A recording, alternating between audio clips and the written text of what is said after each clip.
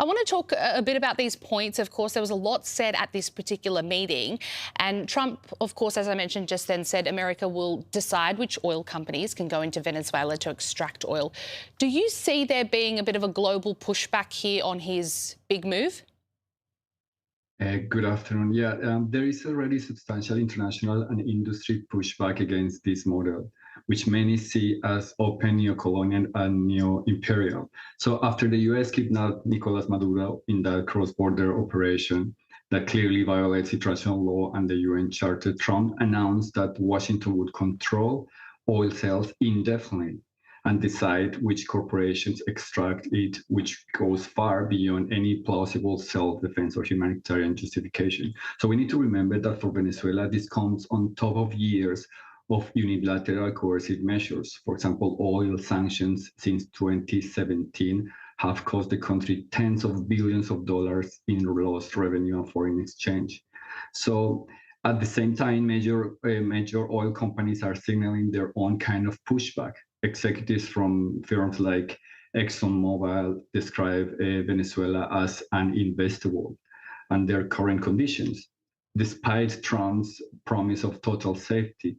And experts stress that restoring production from under 1 million barrels a day to earlier levels, which would be approximately 3 million, would require years and tens of billions in investment that no one wants to risk under a foreign-run, legally contested framework.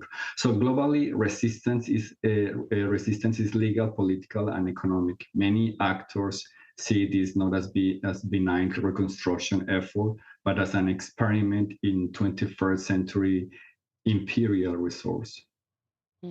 So it does seem that, I guess, Donald Trump's simplicity of the plan doesn't seem quite, as much as he's talking about it being quite simplistic. I want to also talk about him claiming that the US has earned Venezuela's respect following this operation to seize their president. Of course, we're seeing these multiple protests even within Venezuela all around the globe. Do you really think that this is the majority consensus from those at home in Venezuela? No. Trump's narrative bears little resemblance to the fragmented reality inside the country. So I'm talking about Venezuela. The operation was in legal terms a kidnapping, as I said before, but on the ground reactions have been mixed and deeply ambivalent inside and outside Venezuela. So some Venezuelans who suffer under Maduro's rule express relief and even gratitude in the first hours. But thousands of Maduro supporters immediately denounced the act as kidnapping and marched to demand his release. And even many opponents are uneasy about a scenario where a foreign power both removes their head of state and assumes long-term control over the main source of income. And what about within the US as well, and Venezuelans who are within that nation? Yes, among US citizens, opinion is sharply divided, and overall support for the strike and the broader project is weak. Polling shows only roughly about a third of respondents approve of the military action in Venezuela, with a similar share opposed and a clear majority worried the US will get too deeply involved. And another survey I checked finds most respondents still oppose a full-scale invasion, even if support has risen somewhat, especially among Republican voters. I want to also talk about other countries and their responses here. And one of the mentions of Trump today that was quite significant was Trump and Colombia's president. They're set to now arrange a White House meeting after threats of military action. There was claims here that Gustavo Petro called Trump to explain the situation of drugs and other disagreements. How do you think this relationship is now faring, and I guess what would be Petro's aim here? I think that the relationship is still very volatile. It was worse, but as you mentioned before, yes, just a few days ago, they were talking by phone.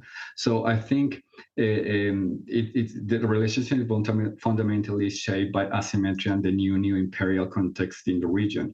And this is about the new national security strategy. So Petro's aims are defensive and strategic.